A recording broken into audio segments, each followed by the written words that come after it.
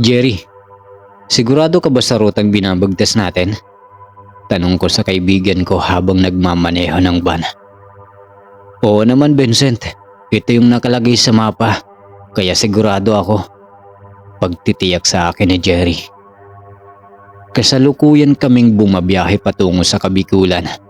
Sem break namin sa school kaya napagpasyahan namin na magbakasyon muna sa probinsya. Ang probinsya na aming napag-usapang puntahan ay patungo sa Bicol. 4 lang kaming magkakasama. Si Jerry, Felipe, David at ako. Wala kaming kasamang babae dahil para sa amin, pabigat lang sila sa kung ano man ang gagawin namin. Baka hindi namin ma-enjoy ang bakasyon pag may kasama pa kaming aalalayan. Balak kasi namin nun na maligo sa mga ilog, umakyat sa mga matatarik na bundok at pumunta sa mga burol. Lahat yon ay balak naming gawin habang sem break. Hindi naman kami nababahala sa budget at pagkain. Wala din kaming kakilala sa probinsya, kaya hindi kami sigurado sa pupuntahan. Bilang laking Maynila ay hindi maipagkakaila na mangmang kami sa mga sinasabi nila na nakakatakot na nilalang. Para sa amin, kwentong bayan lang iyon at panakot sa mga bata noon. Hindi naman na kami mga bata. 2 sa amin ang may kaya sa buhay, si Jerry at Felipe. Kami naman ni David, sapat lang para makaipon. Nasa ibang bansa din kasi yung mga magulang namin.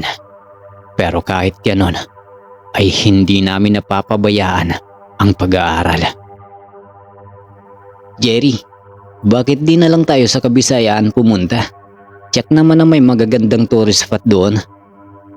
Pagtatanong ni David. May maganda din naman sa Bicol ah. Isa pa, gusto kong puntahan ang Mayon Volcano. May maganda raw doong pasyalan. Sagot naman ni Jerry kay David.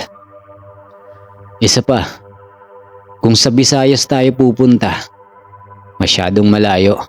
Tatawid pa tayong dagat. Muling wika pa ni Jerry. Ano ba kayo? Okay na itong pupuntahan natin. Saka nasa biyahe na tayo. Hindi na mababago nito ang pasya. Sabat naman ni Felipe habang nakatingin sa labas. Mahigit 4 na oras na kaming bumabiyahe. Pero kahit ganon ay masaya kami sa loob ng van. Kantahan, kwentuhan, tawanan. Hindi rin maipagkakaila ang saya ng aming samahan. Kilalang kilala na namin ang isa't isa dahil iisang paaralan lang ang pinapasukan namin. Vincent, bakit parang bigla ka na lang natahimik dyan? Hindi ka ba masaya sa pupuntahan natin? Pagtatanong sa akin ni David. Hindi ah. Masaya nga ako eh. Dahil makakalanghap tayo ng sariwang hangin. Saka makakapag-relax tayo sa pupuntahan natin. Iniisip ko lang kung saan tayo tutuloy pagdating ng Bicol. Mahabang pagpapaliwanag ko. Nako, wag mo nang isipin ang tutuluyan natin. Baka meron naman dun pwedeng pakiusapan at patuloyin tayo.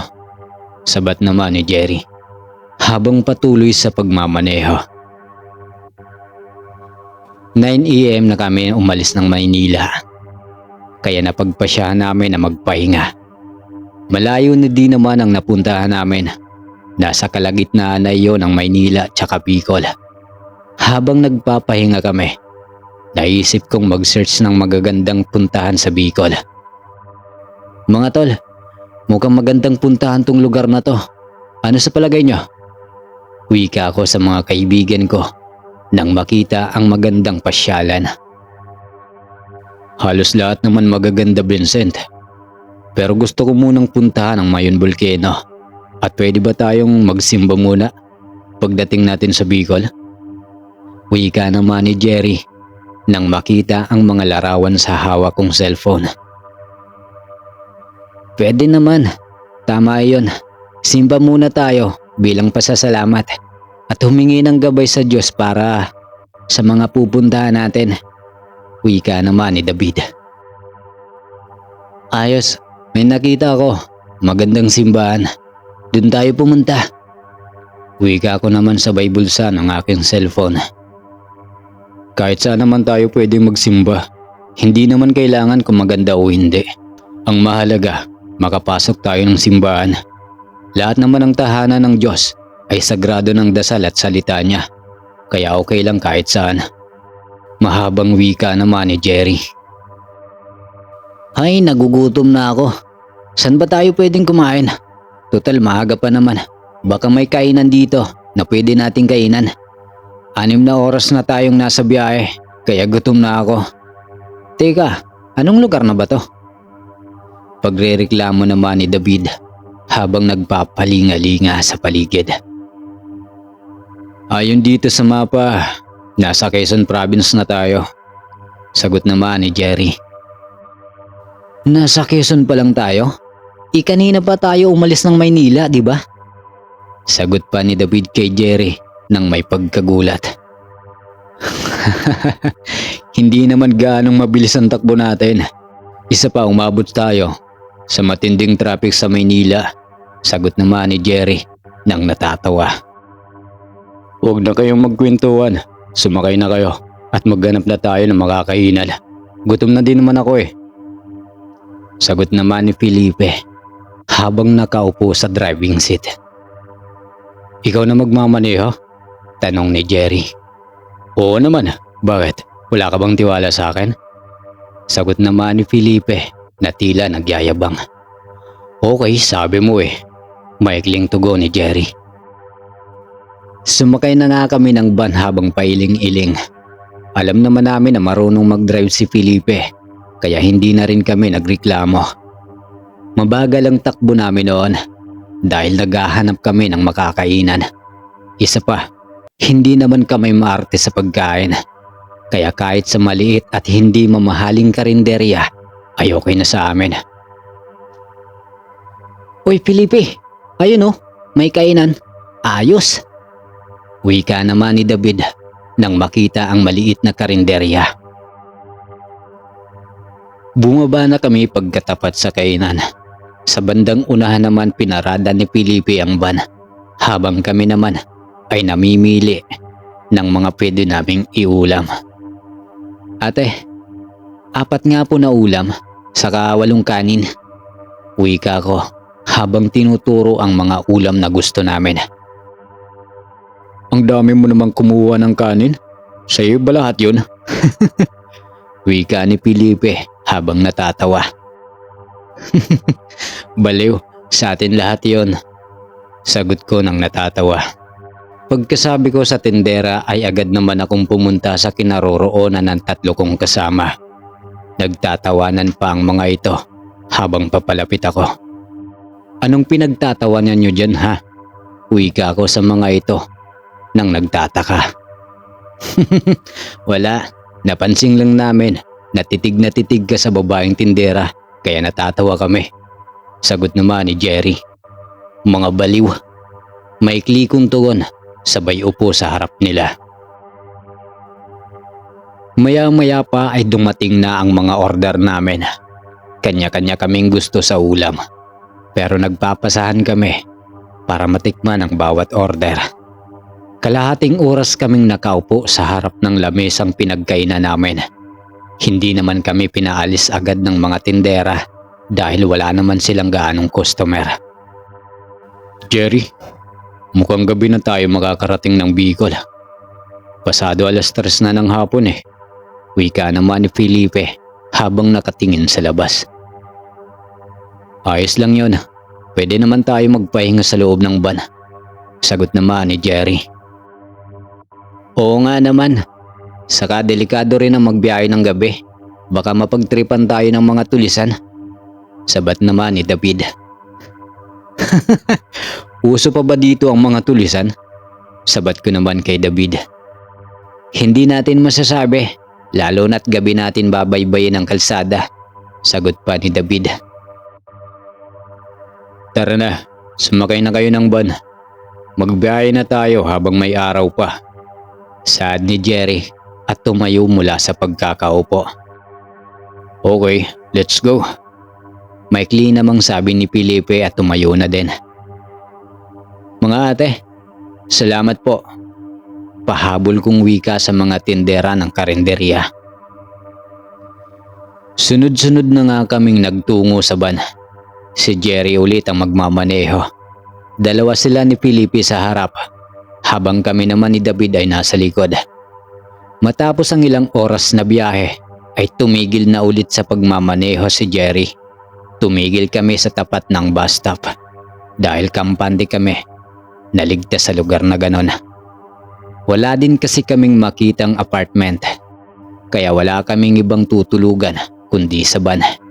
Lumabas muna kami ng sasakyan para magpaalam sa mga gwardyang nagbabantay.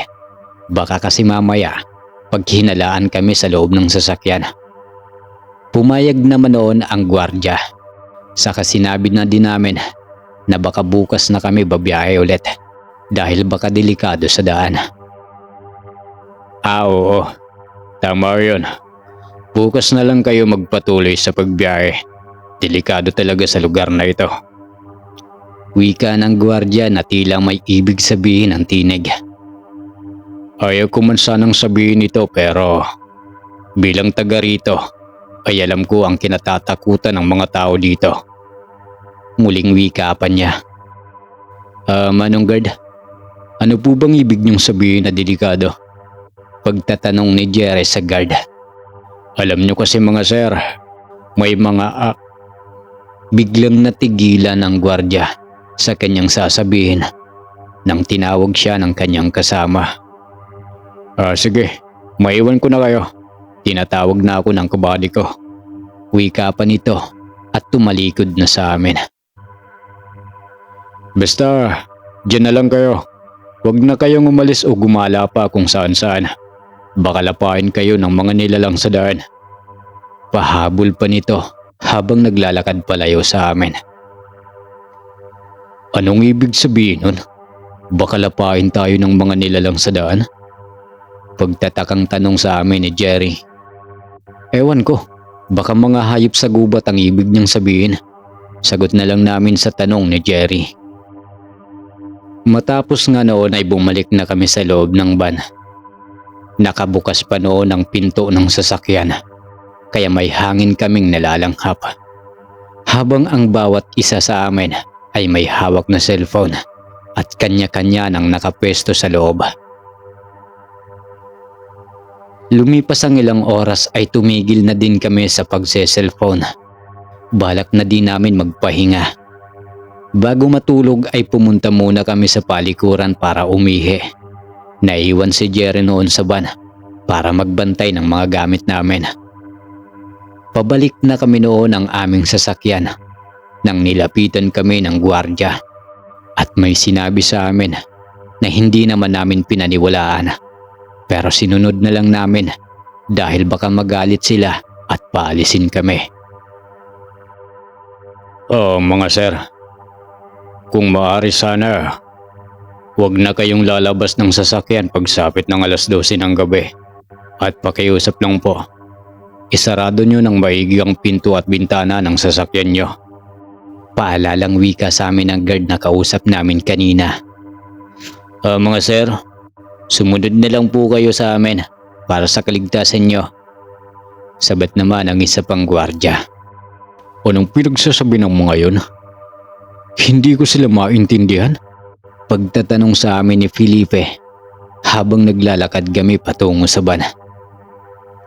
Hindi ko alam pero sumunod na lang tayo. Hindi naman masama kung gagawin natin. Isa pa, para na din sa kaligtasan natin bilang mga dayo sa lugar na to. Sagot ko naman sa tanong ni Felipe.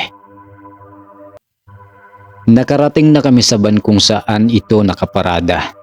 Nakita pa namin noon si Jerry na nakatayo at nakaharap sa kalsada. Palinga-linga pa ito na akala mo'y binibilang ang mga sasakyang dumaraan. Jerry, ilang sasakyan na ang nabilang mo? Pagtawag ni David at tinanong. Ang tagal nyo naman, kanina pa ako ihi.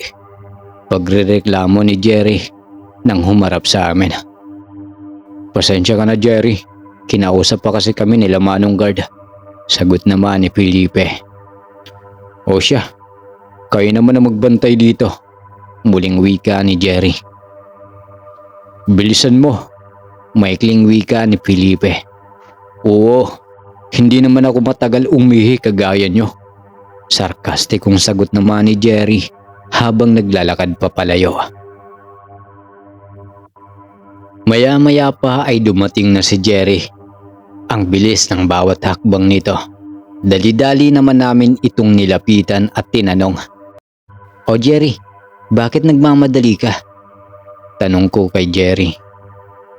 Wala naman, naisip ko lang na baka iwanan niyo ko. Sagot naman ito. Sira ka ba? Bakit naman gagawin yon? Sagot naman ni Felipe. Napatawa-tawa lang. Pumasok na kami noon sa loob ng van. Sa driving seat noon si Jerry. Dalawa ulit sila ni Felipe. At kami naman ni David ay nasa likod. Sinarado namin lahat ng pinto at bintana. Nakalak pa ang bawat pinto. Sinunod namin noon ang bilin ng mga gwardya. Sinabi din namin kay Jerry ang binilin ni Manong Guard. Dahil baka hindi pa alam at lumabas ng alanganing oras. Hindi kami kita sa loob. Basta nakapatay ang ilaw. Nakabukas lang noon ang aircon ng sasakyan. Habang kami ay nakahiga sa mga upuan. 4 lang naman kami kaya masyadong maluwag. Tama lang din ang aming desisyon na wag nang isama ang mga kaibigan naming mga babae. Dahil kung kasama pa sila, baka mahirapan pa kami sa mga tutulugan. Hindi nagtagal ay tahimik na kaming lahat. Wala nang ingay at wala nang gumagamit ng cellphone. Nag-set ako ng alarm noon. 4 AM ay kailangan na naming gumising para makapaghanda sa susunod na biyahe. Maya-maya pa ay nakatulog na din sila. Ako na lang ang gising noon. 9:00 na rin naman ang mga oras na iyon, kaya natulog na din ako. Lumipas ang ilang oras ay nagising ako. Nalimpungatan kasi ako noon dahil sa may narinig akong ingay sa bubong ng sasakyan. Tiningnan ko noon na ang oras ng aking cellphone. Ilang minuto na lang ay 12:00 na. Naisip ko noon ang bili ng gwardya na wag nang lalabas pagsapit ng 12:00. Dahil sa kuryosidad ay naisip kong alamin kung anong dahilan at kung bakit hindi na kami pwedeng lumabas sa ganoong oras. Pansin ko rin na wala nang mga taong gumagala sa daan. Wala na ring mga sasakyang bumabiyahe. Sumapit na ang 12:00. Alam ko iyon dahil nag-a-alarm ang suot kong relo. Maya-maya pa ay may nakita akong isang lalaking bigla na lang lumitaw sa di kalayuan. Nagtaka pa ako noon dahil wala naman akong nakitang dumaan sa harap ng sasakyan namin. At isa pa, galing ito sa madilim na parte. Nakahubad pa ito ng pang-itaas na damit at nangingintab ang katawan na animoy pinahira ng langis. Maya-maya pa ay lumabas ang guard mula sa kanilang pinagpapahingahan. Nakita kong nag-uusap ang dalawa at palingon-lingon pa noon sa direksyon namin ang gwardya. At nakikita kong pailing-iling pa ito na animoy tumatanggi. Matapos ang kanilang pag-uusap ay yumuko ang guard saka tumalikod ang lalaki. Papunta ulit iyon sa madilim na parte. Hindi ko lang alam kung namamalikmata lang ako noon sa nakita ko. Dahil bago pa man mawala sa dilim ang lalaki, ay nakita ko pa iyon na tumingin kung saan nakaparada ang sasakyan namin. Namumula ang mga mata nito at nakalawit ang dila. Nang sa isang iglap ay nakita kong nagpalit ng anyo ang lalaki. Kitang-kita ng dalawa kong mata ang pagiging isang baboy nito at tumakbo sa madilim na parte. Kulay itim ito at napakalaki kumpara sa mga ordinaryong baboy. Kinusot ko pa noon ang aking mga mata dahil baka namamalikmata lang ako. Pero hindi. Kitang-kita ko talaga ang pagpalit ng anyo ng lalaking iyon. Hindi na ako nakatulog pa ng mga oras na yon. Naiisip ko kasi ang mga nakita ko. Nakaramdam din ako ng pangingilabot sa katawan noon. Hindi kami naniniwala sa mga aswang noon dahil para sa amin ay isa lang iyon kathangisip. Binubuhay lang iyon ng mga mapanglinlang na imahinasyon. Sa puntong iyon ay wala sa isip ko ang mga ganoong kwento. Nakahiga lang ako noon at binuksan ang cellphone. Wala akong magawa noon nang maisipan kong mag-search ng mga pwede naming puntahan. Sa kaka-scroll ko noon ng cellphone ay may nakita akong isang napakagandang bundok na pwede naming akyatin. Iyon ang mga gusto namin noon dahil marami ang mga makikita sa pagdating sa itaas. At ang nakakatuwa pa noon ay malapit lang sa lugar kung nasaan kami nagpapahinga ng mga oras na iyon.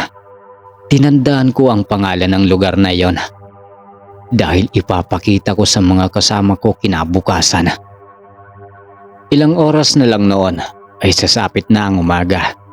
Hinihintay ko lang noon na sumapit ang 4:00 para gisingin sila. Maya-maya pa ay tumunog na ang alarm ko at kasabay noon ang pagbukas ko ng lock sa pintuan ng sasakyan. Nakita ko rin noon ang gwardiya na lumabas mula sa guardhouse. Kampante naman ako noon dahil andun na siya at nag-uumpisa na din ang pagbukas ng mga tindahan at mga bahay-bahay sa paligid. Binuksan ko ang pintuan ng sasakyan at lumabas ako. Nakita naman ako ng guard at binati ko pa ito ng magandang umaga at ganon din siya. Ginising ko na din ang mga kasama ko noon at dali-dali naman silang nagising. Nag-unat-unat pa ang mga ito ng katawan at kanya-kanyang dampot ng mga cellphone. Unang lumabas noon ng sasakyan si David at dali-dali naman itong pumunta sa CR para umihi. Sumunod namang lumabas sina Felipe at Jerry. Lumapit naman noon ang gwardiya at nagtanong, "Kumusta ang tulog niyo mga sir? Good morning po sa inyo." Bungad na wika nito. "Good morning din po Manong Guard. Maayos naman po ang tulog namin." Sagot naman ni Felipe. Manong Guard, pwede po ba kaming maligo dyan sa palikuran?" Tanong ko sa gwardiya. Pwede naman mga sir. Iyon nga lang ay may bayad." Sagot naman ito habang nakangiti. Biglang sumagi sa isip ko ang mga nakita ko kagabi. Siya yung kausap ng lalaki na nakahubad kagabi. Bala ko sana itong tanungin kaso tinawag ako ni Felipe. "Ano ba yun Felipe?" Pagtatanong ko dito. "Saan tayo pwedeng magkape?" Tanong nito sa akin. "Hindi ko alam eh." Sagot ko. Naglakad ako palapit kay guard habang si Felipe ay tumungo sa palikuran para magbawas. Alam nyo naman siguro yun sa umaga. Ganon kaming lahat. Manong Guard, pwede po ba magtanong ulit?" Pasensya na po. "Tatanong ko lang po kung saan pwedeng magkape dito." Tanong ko dito habang kinakabahan. Pero hindi ko lang iyon pinapahalata at dinadaan na lang sa pagngiti. "Diyan banda sa unahan, may makikita kayong kantin doon. Bukas na rin na yun dahil maaga silang nagbubukas para sa mga bumabiyahe." Sagot naman ni Manong Guard. Pagkasabi niya noon ay nagpasalamat ako at naglakad pabalik ng sasakyan. Kumuha ako ng mga damit ko para maligo. Nakita kong andun pa si Jerry nakaupo sa unahan. Tinanong ko ito kung maliligo siya. Tumingin ito sa akin at sumagot. Oo. Malagkit na kasi ang katawan ko eh. Mauna na kayo. Ako na muna magbabantay sa mga gamit natin. Sagot nito habang nakatingin sa cellphone. Sige, ligo muna ako ha. Pagpapaalam ko. Papunta na ako noon sa palikuran. Nakasalubong ko naman sina Felipe at David. Nagtatawanan pa ang mga ito habang naghahabulan. Ang sisigla nila kahit bagong gising sa umaga. Ako naman ay medyo matamlay dahil sa ilang oras akong hindi nakatulog. Oh Vincent, maliligo ka? Tanong sa akin ni David. Oo, bakit? Kayo ba? Hindi ba kayo maliligo? Sagot ko at nagtanong sa kanila. Maliligo na rin ako. Pwede pala maligo eh. Sagot naman ni Felipe. Sige, mauna na ako. Magdala kayo ng pangbayad. May bayad daw ang pagligo dito. Bilin ko sa kanila. Nagpatuloy na ako sa paglalakad patungo sa palikuran. Habang iyong dalawa kong kasama ay tumungo kung saan nakaparada ang sasakyan. Papasok na ako noon sa palikuran nang biglang dumating si Manong Guard at nagwika ito ng, alam kong nakita mo ang kausap ko kagabi. Naramdaman kang gising kaya lumingon ako sa pwesto nyo kagabi. Huwag mo na sanang ipagsabi sa mga kasama mo ang nakita mo. Saad ng guard habang umihi sa kabilang CR. Sige po Manong, pasensya na. Sino po yung kausap nyo kagabi? Paghingi ko ng paumanhin at nagtanong. Aswang ang lalaki ngayon.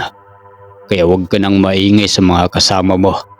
At umalis na din kayo pagkatapos nyong maligo. Dahil binabalakan na kayo. Nakiusap lang ako kagabi. Kaya hindi kayo ginalaw. Sagot nito at nagbigay ng babala.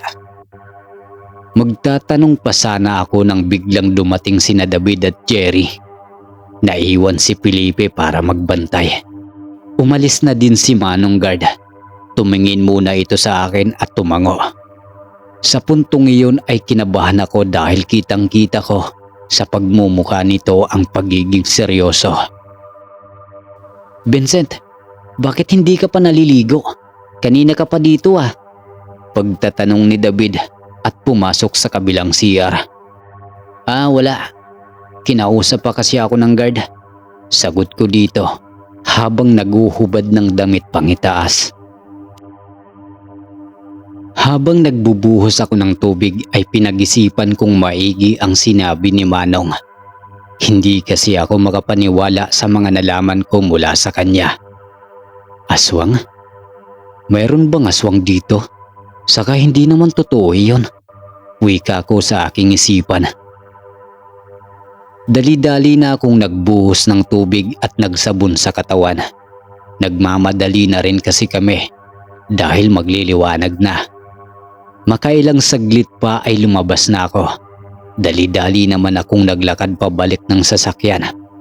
Nanginginig pa ang katawan ko noon dahil sa lamig ng hangin. Pagkarating ko sa pardahan ng van ay nakita ko si Felipe na abala sa pagtingin sa cellphone. Tinawag ko siya at sinabing siya naman ang maligo. Hoy, natapos ka din. Wika niya sabay tumayo at kinuha ang mga damit na susuotin. Habang mag-iisa ako sa van, ay nakita kong tumingin sa akin si Manong Guard. Hinayaan ko lang siya noon habang abala ako sa pagpunas ng basa kong buhok. Maya-maya pa ay dumating na rin sina Jerry at David. Tumingin ako sa suot kong relo. Pasado 5:00 na. Jerry, magkape muna tayo bago tayo magsimula sa biyahe.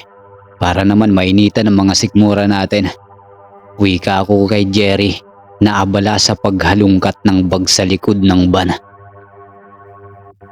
Oo nga naman Jerry. Saka para na din makakain tayo. Nagugutom na naman kasi ako eh. Pangungumbinsi pa ni David. Pwede naman. Kaso parang wala naman ditong tindahan. Sagot ni Jerry. Mayroon daw roon sa unahan sabi ni Manong Guard. Sagot ko pa sa kanya. Ayun naman pala eh. Sige, daan tayo mamaya. Hintayin lang natin si Felipe. Balik na sagot niya. Maya-maya pa ay dumating nga itong si Felipe. Pasipol-sipol pa ito habang naglalakad. Bilisan mo dyan. Ang tagal mo maligo. Siguro nagano ka pa. Kaya pasipol-sipol ka dyan. Pangaasar ni David habang patawa-tawa. Sira ulo, igagaya mo pa ako sayo. Sagot naman ni Felipe at binato ng mga damit na pinagpalitan. Nagtawanan kaming lahat sa inasal ng dalawa. Hindi na talaga mawala sa amin ang ganoong asaran. Habang nag-aayos ng mga gamit si Felipe ay in-start na ni Jerry ang van para uminit ang makina nito. Anong plano? Tanong ni Felipe. Uuwi na tayo. Sagot ko dito. Sige. Ikaw na lang mag-isa mo ang umuwi. Sagot niya sa akin. Aalis na sana kami nang pinigilan ko si Jerry. Bumaba ako noon sa van at pumunta sa guardhouse. Nakita kong nakabihis na si Manong. Off duty na siguro ito at uuwi na din. Inabutan ko siya ng pera bilang pasasalamat sa pagbantay sa amin sa magdamag. Tinanggihan naman niya iyon dahil hindi naman daw kami nag-utos sa kanila. Wala na nga akong nagawa kundi magpasalamat na lang. Pagkatapos nun ay tumalikod na ako at akmang lalakad na sana nang bigla siyang nagsalita. Iyong sinabi ko sa iyo huwag mong ipagsasabi dahil iyon ang ikapapahamak nyo. Sige na, umalis na kayo at mag-iingat kayo sa biyahe. Muling pagpapaalala sa binilin niya. Opo Manong Guard, masusunod po. Salamat po ulit. At mauuna na po kami. Wika ko at tumalikod. Tumango na lang ito bilang tugon sa sinabi ko. Dali-dali na nga akong pumasok sa van at nakita kong nakatingin sa akin ang lahat. Oh, bakit kayo nakatingin sa akin? May problema ba? Pagtataka kong tanong sa mga ito.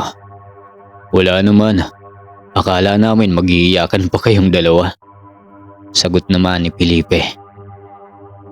Ngumisi na lang ako at umiling sa sinabi nito. Maya-maya pa ay nagwika si Jerry. Ano, tara na? Wala ba kayong nakalimutan? Pagsisigurado ni Jerry. Tumango na lang kami bilang tanda sa sinabi niya. Nagumpisa na din kaming magbiyahe. Makalipas lang ang 1 minuto ay may nakita kaming isang tindahan. May mga tinapay pa ito at cup noodles. Pumarada kami sa tapat at bumaba. Pagkababa namin ay naglakad na kami para makapagkape at makakain man lang. May isang lamisa sa gilid ng tindahan, kaya dun kami umupo habang naghihintay ng mga order namin. Maya-maya pa ay may babaeng pumunta sa amin at dala nito ang mga order namin. Habang nagkakape ay masaya kaming nagkukwentuhan. May kasama pang tawanan. Maya-maya ay bigla naman naming napag-usapan ang mga pupuntahan namin. At naalala ko ang nakita ko kagabi na isang bundok at maganda ang mga tanawin. Kinuha ko ang cellphone ko at hinanap yung bundok na nakita kagabi. Agad ko din naman nakita iyon dahil alam ko ang pangalan. Nang mahanap ko ay agad ko namang pinakita sa mga kasama ko.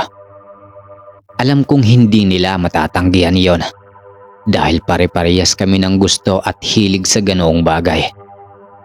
Si Jerry ang unang kumuha ng cellphone ko at tiningnan ang nasa larawan. Mukhang maganda nga pumunta dito, wika ni Jerry. Sabay namang kinuha ng dalawa at tiningnan din ang nasa larawan. Nagustuhan naman ni David ang lugar pero si Felipe parang nag-aalangan. Walang inaayawan itong si Felipe. Pag gusto namin, gusto din niya. Hindi nagre-reklamo iyon. Pero sa puntong iyon, medyo tumanggi siya. Pero wala na din naman siyang magagawa dahil tatlo kaming gustong pumunta sa bundok na iyon. Ano? Tutuloy tayo?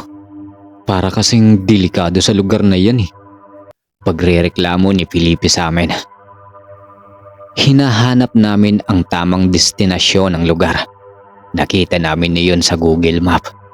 1 oras na biyahe bago kami makarating sa lugar kung saan kami pwedeng magtanong.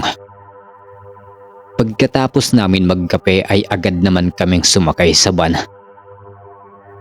Jerry, hindi na ba muna tayo mamimili ng mga pagkain? Pagtatanong ni David. Doon na lang siguro, baka may bilihan doon. Isa pa, maaga pa naman, kaya may oras pa tayo para mamili. Sagot naman ni Jerry. Wala na nga kaming nagawa kundi magbiyahe. 6:00 na din ng umaga, kaya mahaba pa ang oras. Hindi naman nagkamali ang mapa sa cellphone ni Jerry. Tama ang oras na nakalagay doon. Saktong 1 oras na biyahe. Kabahayan pa iyon. At masasabi kong isang bayan pa iyon dahil marami ang pamilihan. Tumigil muna kami noon para mamili ng mga kakailanganin namin. Mga pagkain, chichirya, soft drinks, mga alak, mga karne, isda na malalaki at uling na gagamitin sa pag-iihaw. Basta lahat ng mga kakailanganin sa bundok, binili namin. Walang taka sa amin yon. Kahit ang mga pangpalasa hindi namin kinalimutan. Matapos namin makumpleto ang mga kailangan ay bumalik na kami sa van. Halos mapuno ang likod ng van dahil sa mga pinamili. Nang maiayos na lahat ay nagumpisa na ulit kaming magbiyahe. Binabagtas namin noon ang kahabaan ng kalsada. Mga around 9 AM yon. Kaya masasabing masakit na din ang init sa balat. Nakabukas ang bintana para makapasok ang hangin. Habang palayo kami ng palayo ay unti-unti na ding umuunti ang mga bahay. Dumadami na din ang mga puno sa paligid. 10:20 ng umaga. Nakarating kami sa kaduluhan ng kalsada at may mga bahay na doon. At isa na lang iyong maliit na baryo. Malapit na din kami sa paanan ng bundok kung saan namin nakita ang larawan. Bumaba muna kami noon at nagtanong-tanong. Hindi naman kami nabigo sa pagtanong-tanong dahil may 2 mag-asawa ang nilapitan namin. Manong, magandang umaga po. Magtatanong lang po sana kami. Saan po ang daan papunta sa bundok na yon? Magalang na pagtatanong ni Jerry. May kaidara na din itong napagtanungan namin. Sa tansya ko, 50 na ito at ganon din ang babae.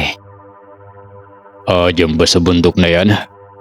Abay kung kaya niyong iakyat ang sasakyan niyo, mas maigi. Hindi kayo mahihirapan sa paglalakad. Pero kung hindi naman mahihirapan kayong dumaan sa matarik na daan sa paanan ng bundok. Sagot naman ng lalaki. Ganun po ba? Kung sasakyan po, makakarating po ba sa taas ng bundok? Pagtatanong pa ni Jerry. Abay, depende sa magmamaneho ng sasakyan. Pero may nakakadaan namang diyang mga sasakyan. Iyan nga lang kung magaling ang driver.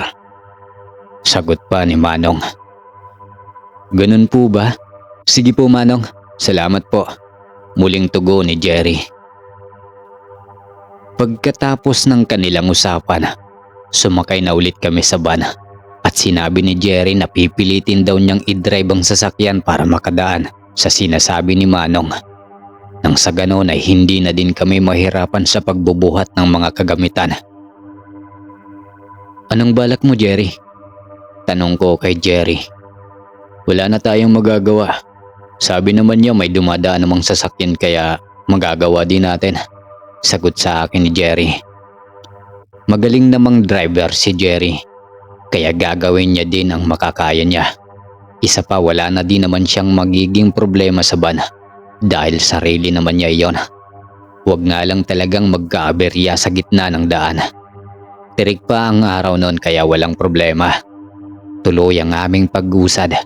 Mabagal lang ang takbo dahil makitid talaga ang daanan. Pero kahit ganon, kaya naman ni Jerry magmaniobra.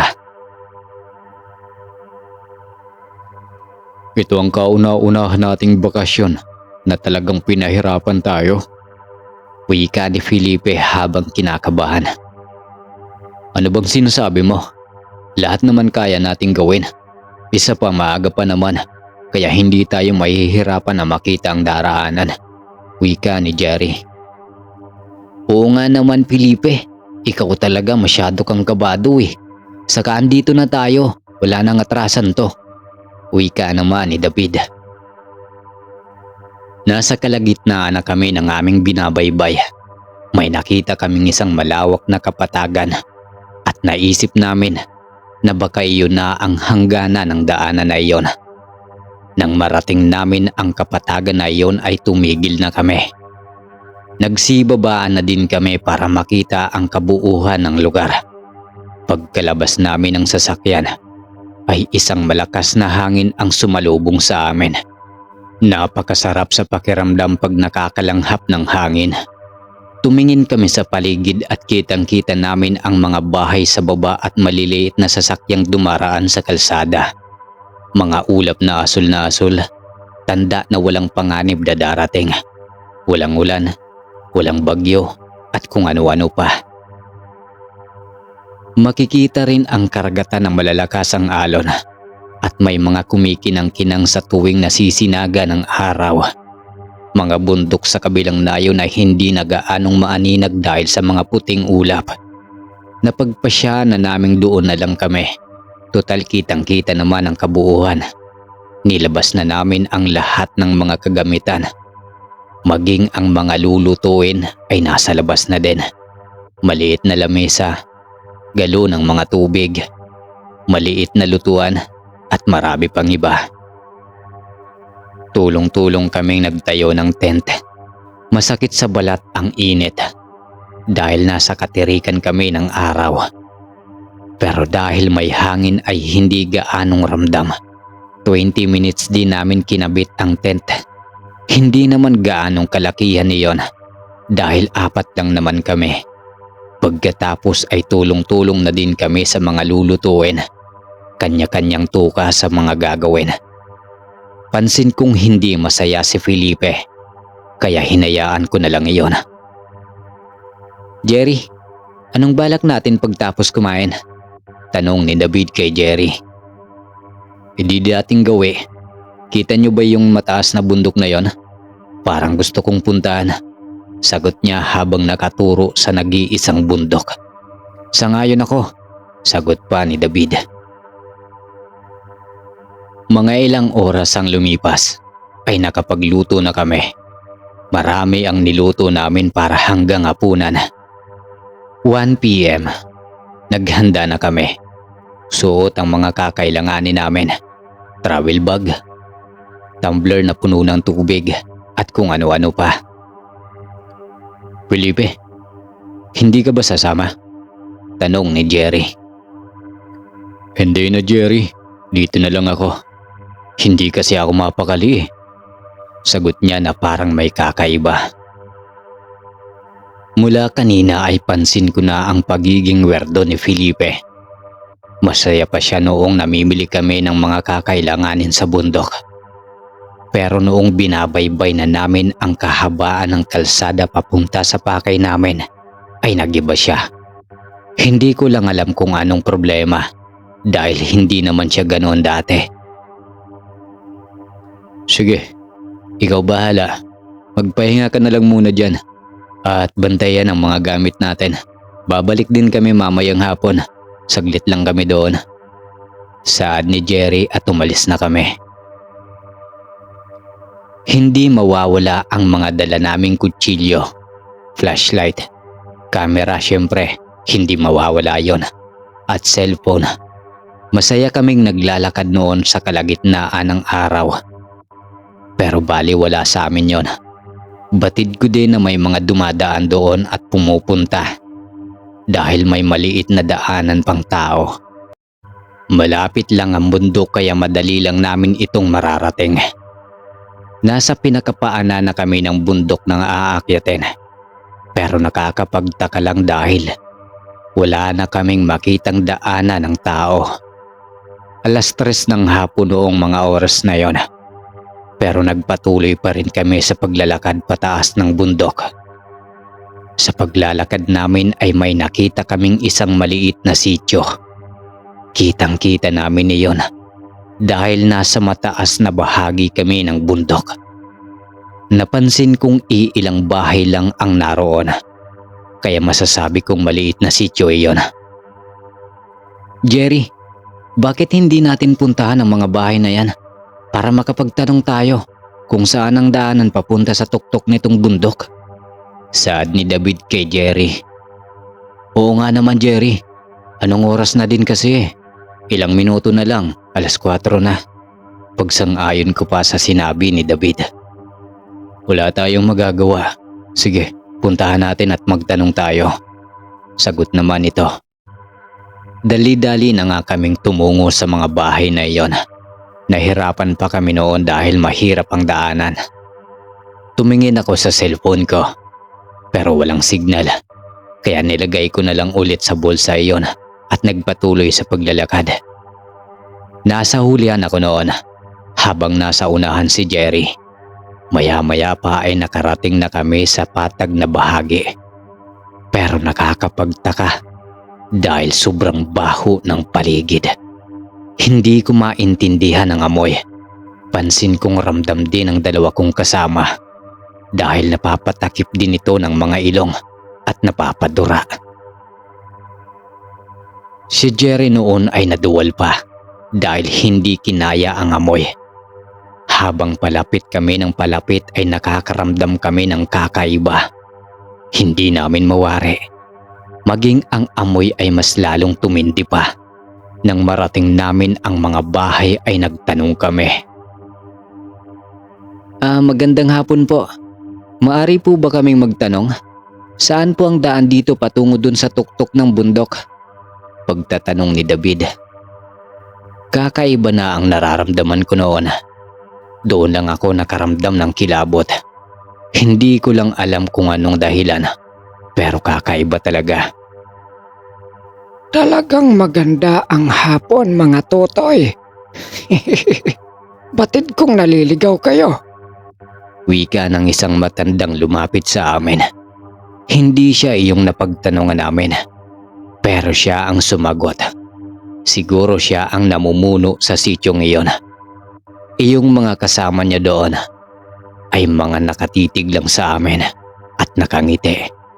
Kakaiba ang ngiting pinapakita nila. Pansin din iyon ni Jerry. Manong, ulitin ko po. Saan po dito ang daan papunta sa bundok na iyon? Pag-uulit ni David. Dyan ba sa bundok na yan? Nako, wag na kayong tumuloy sa parting iyan. Masyadong delikado pag ganitong oras ng hapon hanggang gabi. Sagot ng matandang lalaki. Nakakatakot ang pagmumuka ng matandang iyon. Napakaitim ng mga ngipin at pulang-pula ang dila. Ganun po ba lolo? Pero sa umaga po, pwedeng pumunta doon? Tugon pa ni David. Pwede naman sa umaga, pero depende sa kalagayan nyo. Kung gusto nyo, dumito muna kayo. Magpahinga muna kayo dito at magsaya. May kasiyahan kasi dito kapag gabi. Sagot pa ng matanda at niyaya kami sa looban ng sityo. Sa isang maliit na bahay kami noon pinatuloy.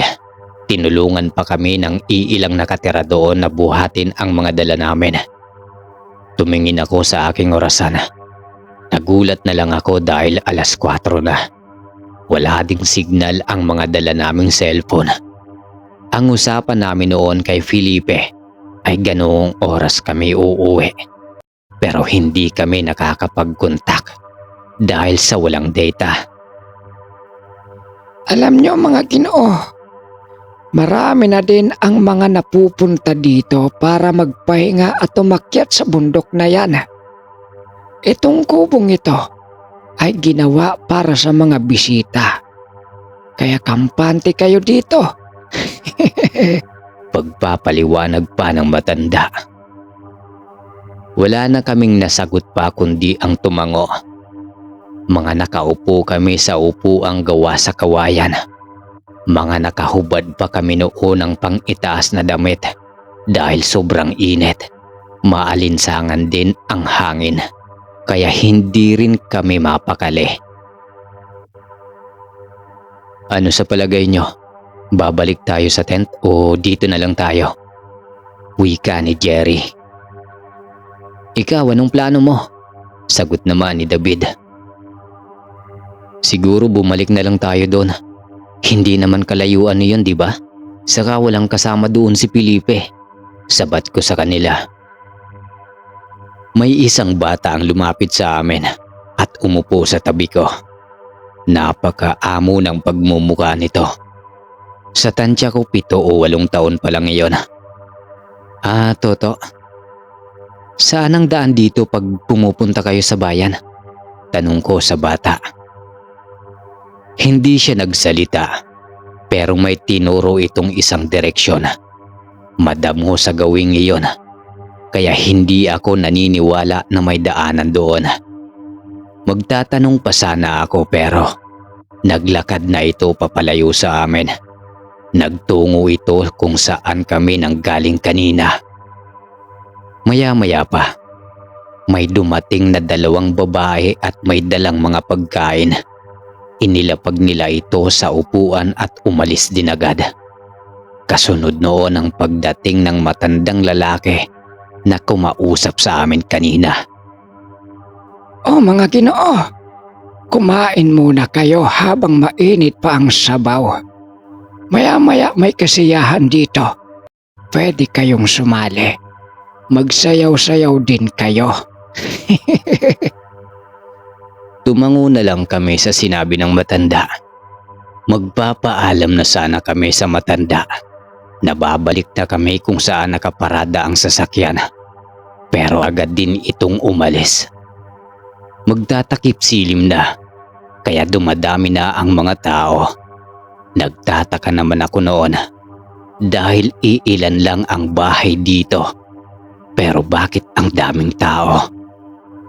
Nag-uumpisa na din silang maglingas ng apoy sa kalagitnaan ng patag na lupa. Hindi namin alam kung anong ginagawa nila pero alam kong gagawa sila ng isang malaking siga at sasayaw sa palibot nito dahil ganyan ang napapanood namin sa mga palabas sa TV. Madilim na ng mga oras na yon. Hindi na namin namamalaya na 7:00 na pala ng gabi. Sa hindi kalayuan ay nakita ko ang batang napagtanungan ko kanina. Nakatayo ito kung saan niya tinuro ang daan papalabas sa sitio. Nakita kong nakatingin ito sa amin at nakaturo sa direksyon kung saan ang daanan. Tinuro ko pa iyon kila Jerry at David, kaya nakita rin nila ito. May ibig sabihin kaya yung bata na yon? Bakit parang hindi siya nakikita ng mga tao dito? Pagtatanong ni Jerry sa amin.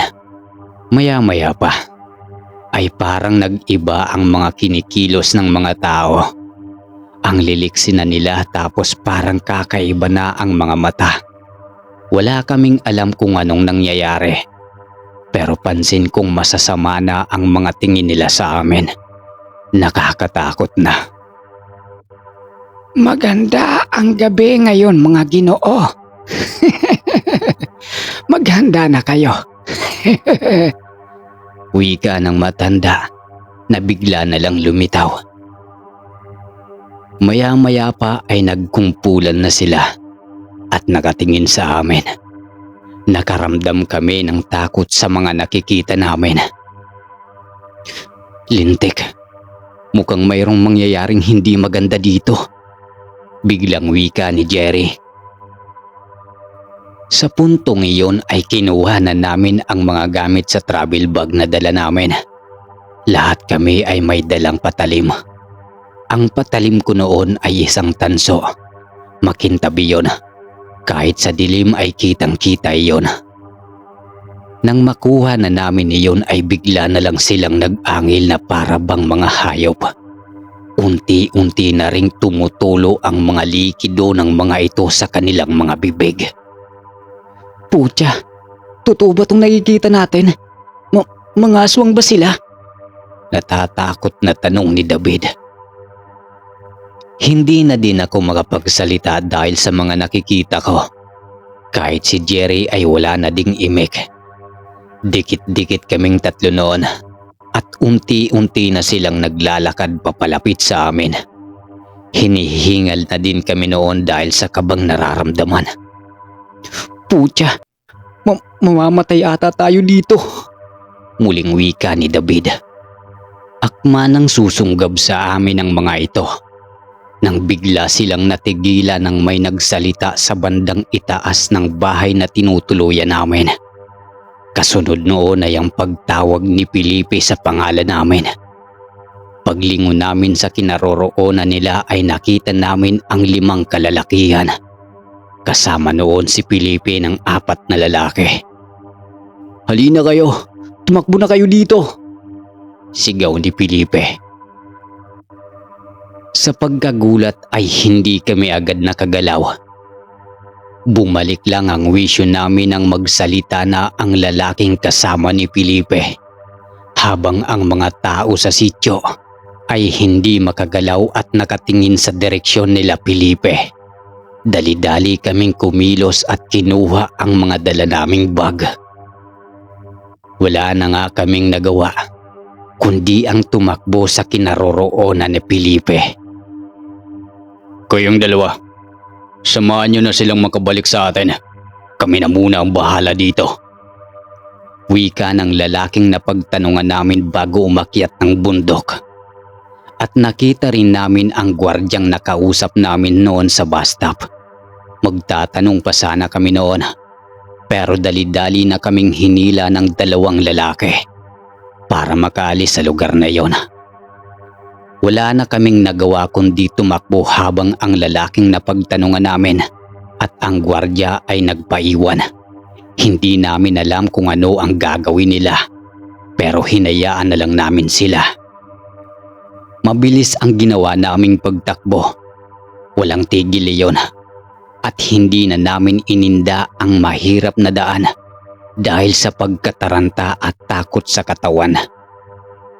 Ilang sandali pa ay narating na namin ang kinaroroonan ng aming sasakyan. Malinis na ang paligid. Wala na ang tent na kinabit namin. Lahat ng kagamitan ay nasa loob na ng van. Dali-dali kaming pumasok sa dala naming sasakyan at doon ay nakahinga kami ng maluwag. Hindi kami makapagsalita noon dahil sa hingal. Mga Ginoo, mamaya na po tayo bumaba. Hintayin po natin si Tito at si Tatay. Wika ng isang binatilyo. Sa tansya ko ay halos magkasing idaran lang kami. Base sa kanyang itsura. Ilang sandali pa ay may nakikita na kaming isang nagliliwanag na flashlight. Mabilis ang mga galaw nun na parang tumatakbo. Mga Ginoo, tara na po. Pagkasabi ng binatilyo ay agad naman kaming pumasok ng sasakyan. Nakabukas pa noon ang pinto ng sasakyan para makapasok ang 2 tumatakbo. Maya-maya pa ay nakarating na sila at dali-daling sumakay. Mabilis na pinaandar ni Jerry ang sasakyan. Wala siyang pakialam noon sa hirap ng kalsadang dinadaanan namin. Ramdam ko ang hingal ng 2 lalaki. Wala din kaming imika noon sa loob ng van. Ilang minuto pa ay nakarating na kami sa kabahayan. Panatag na din kami noon dahil may mga nakikita na kaming liwanag ng ilaw mula sa mga poste. Sa bandang unahan ay may nakikita na kaming mga taong nakatayo at nakatingin sa direksyon namin. Parang hinihintay nila ang pagdating namin noon. Nang makatapat na kami sa bahay kung saan kami nagtanong noong araw na iyon, ay agad naman kaming bumaba. Pinatuloy kami noon sa bahay ng mga tumulong sa amin. May mga tao pa noon na nakiisyoso sa aming pagdating. Hindi namin alam kung anong sasabihin namin sa mga tao. At parang hindi pa kami nahihimasmasan sa mga nangyari at nasaksiyan. Maya-maya pa ay nagwika ang lalaki. "Oh, magsiuwi na kayo. Bukas na lang kayo makiisyoso dito. Pagpahingain muna natin sila." Wika nito sa mga tao. Umalis naman noon ang mga tao. Tanda na nakikinig sila sa lalaking tumulong sa amin. Maya-maya pa ay naglabas sila ng mga pagkain. Una muna namin kinuha ang tubig dahil sa uhaw na uhaw kami. Habang nasa harap ng hapagkainan ay doon na namin nalaman ang buong kwento. Ayon pa kay Mang Karding na tumulong sa amin, pagkatapos daw namin noon magtanong sa kanya ay nakaramdam na daw siya ng kakaiba. Mas lalo pa daw lumakas ang kutob niya nang umalis na kami at umakyat sa bundok. Naghintay daw silang sumapit ang hapon dahil nagbabaka sakali daw silang bababa din kami. Pero pagpatak daw ng alas 4 ng hapon ay napagpasya nilang puntahan kami sa bundok. Ayon pa kay Manong Guard na kapatid ni Mang Karding, naikwento daw nito sa kapatid niya na kilala daw niya kami dahil sa bus stop. Pagdating daw kasi nito galing sa trabaho ay nagkwento si Mang Karding tungkol sa amin. Kaya nakumpirma ni Manong Guard na kami ang tinutukoy nito. At dahil doon ay naghinala na sila. Kaya pagsapit ng hapon ay pumunta na sila sa bundok. Swerte naman daw na naroon si Felipe at doon ay kwento ni Felipe kung saan kami pumunta. Natagalan silang hanapin kami dahil tumulong pa sila sa pagligpit ng mga kagamitan namin noon at pinasok sa van. Pagkatapos daw noon ay sinusubukan kaming kontakin ni Felipe pero hindi daw nagre-ring ang mga cellphone namin. Tanda ko ang mga oras na yon. Sakto noon na papunta na kami sa sityong iyon at wala kaming signal. Kahit sa data wala din. Nang makailang beses na daw siyang sumubok na tawagan kami ay nagpasya na silang hanapin kami dahil wala daw sumasagot sa amin. Tinungo daw nila kung saan kami dumaan at sigaw daw sila ng sigaw pero wala daw sumasagot. Madilim na din daw ng mga oras na iyon at dahil mahirap daw ang daan ay nahirapan sila. Alas 6 na daw noon. Kaya alam na daw ni Mang Karding at Manong Guard kung saan kami hahanapin. At may isang bata pa daw silang nakita noon na naglalakad papunta sa sityo. Nang marinig ko ang kwento ni Felipe tungkol sa bata ay nagulat ako. Bata? Anong itsura niya? Biglang tanong ko kay Felipe. Hindi ko tanda ang mukha niya, pero wala siyang damit pangitaas at may shirt siyang suot na punit-punit. Pagpapaliwanag ni Felipe sa akin. Kilala ko ang batang iyon at matagal nang nawawala yun dito. At hindi siya taga roon dahil biniktima lang siya ng mga aswang. Wika ni Manong Guard. Ibig sabihin, isang kaluluwa yung nakita namin? Kasi nakita namin siya doon eh. Medyo maliwanag pa ng mga oras na yon. Lumapit pa ito sa amin at nagtanong pa ako sa kanya kung saan ang daanan palabas ng sityo na yon. 2 beses lang namin siyang nakita. Mahabang pagpapaliwanag ko. Putik, ibig sabihin Manong, kaluluwa na lang yung sinusundan natin kanina? Pagkagulat na tanong ni Felipe kay Manong Guard na tumango naman bilang pagsang-ayon. At dahil sa bata ay natuntun daw nila kami. Kaso anong oras na daw nila kami nahanap dahil nawala pa daw noon ang bata. Sinabi ko pa noon sa kanila na noong nag-uumpisa ng magkumpulan na yung mga tao ay nagpakita pa ulit sa amin ang bata At iyon ang pangalawang beses namin siyang nakita at nakaturo kung saan niya unang tinuro ang daan palabas ng sityong iyon. At dahil doon ay napag-alaman namin na sityo nga iyon ng mga aswang. Ayon pa sa kwento ni Manong Karding. Kilala daw si Manong Karding sa lugar na iyon bilang isang antingero at manggagamot. At si Manong Guard ay isa din daw siyang antingero. Ayon pa kay Manong Guard na isa rin daw siyang nabiktima ng mga iyon. Tapos na kaming kumain noon, kaya napagpasyahan naming mag-inuman. Sakto dahil may mga alak kaming binili noon at may mga lulutuin pang karne at isda. Tinatawag din namin ang mga dumadaan noon sa lugar na iyon para makisaya sa amin at bilang pasasalamat sa mga taga-baryong iyon. At syempre kay Manong Karding at Manong Guard. At doon ko napag-alaman ang pangalan niya na si Manong Terso. Napag-alaman din namin na ang grupo ng mga aswang ay patay na. Ayon sa kwento ng dalawang magkapatid na si Manong Karding at Manong Terso, sinunog rin daw nila ang mga kubo. Kaya sigurado na daw silang wala ng aswang sa lugar na iyon. At doon ay binigyan kami ng paalala na hinding-hindi namin kinakalimutan. Ito ang pagkatatandaan nyo. Sa mundong ating ginagalawan ay hindi lang tayong mga normal na tao ang nabubuhay. Nahahati tayo sa dalawang bagay na gumugulo sa ating mga isipan at sa pagpipilian. Hindi lang ang mga taong masasamang loob ang dapat nyong ingatan at iwasan. Tandaan nyo na may mga taong nagpapanggap na mabait at may mga tao ring nagpapanggap na matatapang at masasama. Dahil lahat ng bagay ay may pagpipilian. Alam nating lahat na madalas pinipili ng mga tao ang mga mababait sa kanilang paningin at iniiwasan nila ang mga masasama. Dahil iniisip nila na palagi silang mapapahamak. May mga mali din sa ating mga tao. Huwag tayong maging kampante sa kung ano ang nakikita natin sa ating mga kapwa.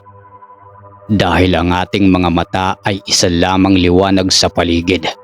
Mas mahalaga ang pakiramdam at pag-uunawa sa mga tao. Iyan ang dapat niyong pakatatandaan kahit saan man kayo mapunta. Wika ni Manong Karding habang kami ay tahimik na nakikinig sa kanya. Ito ang karanasan na hindi namin makalimutan. At simula noon ay maingat na kami sa lahat ng aming mga desisyon. Ang mga plano namin noon ay hindi na natuloy dahil sa pangyayari. Ang pag-iinuman namin noon ay walang katumbas na saya. Kwentuhan dito, tawanan doon, kantahan dito, sayawan doon. Iyon ang senaryo noong gabi ngayon. Wala din kaming tigil sa pagpapasalamat sa mga taong tumulong sa amin noon. Umabot kami ng 2 araw sa bahay ni Mang Karding. Sinabihan kami na pwede nang pumunta sa bundok kung saan balak naming puntahan. Pero agad din kaming tumanggi noon dahil sa mga nangyari. Sa loob ng 2 araw namin sa lugar nila ay nagpaalam na kami. Balak na naming bumalik sa Maynila dahil mag-uumpisa na ang klase. Maraming tao ang nakaabang sa amin noon sa aming pag-alis. Nagpaalam na kami sa pamilya ni Mang Karding at sa lahat ng mga tao sa baryong iyon. Paalis na kami noon at ang huli naming narinig sa kanila ay ang salitang salamat at mag-ingat kayo. Sa loob ng van ay masaya kami at natigil lang kami nang makita namin ang batang tumulong din sa amin noong nasa bingit kami ng kamatayan.